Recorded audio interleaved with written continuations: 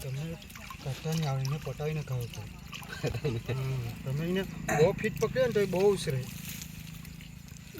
તો નહારી જ મેળવાનો હતું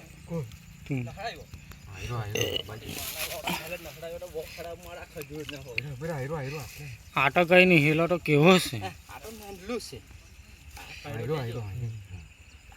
હા હા હા થેલો લો થેલો પટાવીને ખાવ તો ચાલો આપો આ ઉડે કુડે નહીં કે લાવ મગલ એ આમાં ગાલ આલે ધીરે એ નહારી મેળ